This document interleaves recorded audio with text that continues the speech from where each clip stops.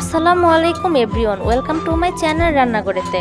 আশা করি আপনারা সবাই অনেক অনেক ভালো আছেন। আপনাদের দোয়া এবং আল্লাহ তাআলার অশেষ রহমতে আমিও ভালো আছি। বন্ধুরা, আজ আপনাদের সাথে আমি খুবই সিম্পল একটা রেসিপি শেয়ার করব, আর সেটা হলো চিংড়ি মাছ দিয়ে পালং শাক রান্না করা। তো এই রেসিপিটি আমার কাছে খুবই ভালো লেগেছে, তাই আপনাদের সাথে শেয়ার করলাম। আশা করি আপনাদের কাছেও খুবই ভালো লাগবে। আর আমার চ্যানেলে যদি নতুন হয়ে থাকেন, প্লিজ আমার চ্যানেলটিকে সাবস্ক্রাইব করে পাশে থাকা বেল আইকনটি ক্লিক করে রাখবেন, যাতে নিত্য নতুন রেসিপি সবার আগে আপনি পেয়ে যান। পালং শাকটা রান্না করার জন্য আমি যে উপকরণগুলো নিয়েছি, আমি পালং শাক নিয়েছি, আর এগুলোকে ভালো করে ধুয়ে আমি আমার মতো করে কেটে নিয়েছি। আমি নিয়েছি ছোট ছোট চিংড়ি মাছ। তারপর পেঁয়াজ আর রসুনগুলো কুচি কুচি করে নিয়েছি। নিয়েছি হলুদ গুঁড়ো, মরিচ গুঁড়ো, জিরা গুঁড়ো, লবণ এবং আদা রসুন বাটা। আর এগুলোকে আমি আমার পরিমাণ মতো নিয়েছি কিছু কাঁচামরিচ, এগুলোকে আমি কেটে নিয়েছি। আমি প্রথমে একটি প্যান চুলায় বসিয়ে দিলাম, তারপর এর মধ্যে পরিমাণ মতো তেল দিয়ে দিলাম। তেলটা একটু গরম হয়ে আসলে তারপর এর মধ্যে পেঁয়াজ আর রসুনের কুচিগুলো দিয়ে একটু ভালোভাবে ভেজে নিব।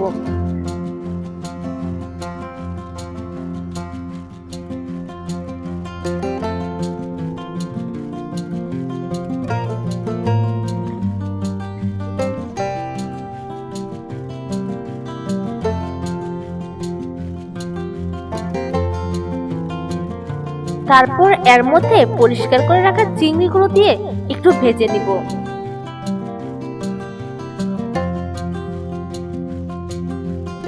চিংড়ি মাছগুলো থেকে ভালো একটা ফ্লেভার যখন বের হবে, তখন এর মধ্যে কাঁচামরিচগুলো দিয়ে একটু নেড়ে চেড়ে নিব। ঠিক এই প্রসেসে সবগুলো মশলা আমি অ্যাড করে দিব। তারপর সবগুলো মশলা একটু ভালোভাবে নেড়ে চেড়ে মিশিয়ে নিব।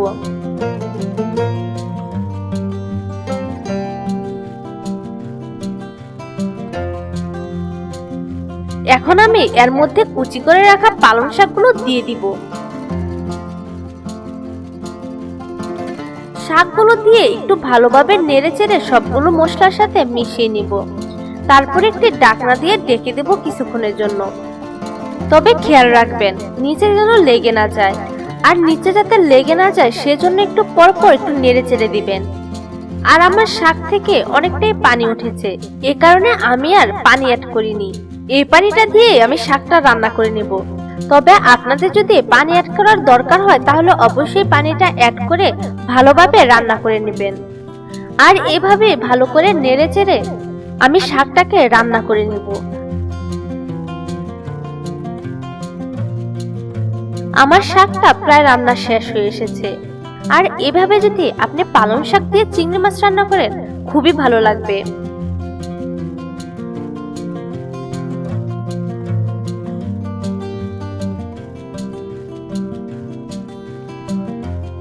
আর এই রেসিপিটা সত্যি খেতে খুবই মজাদার।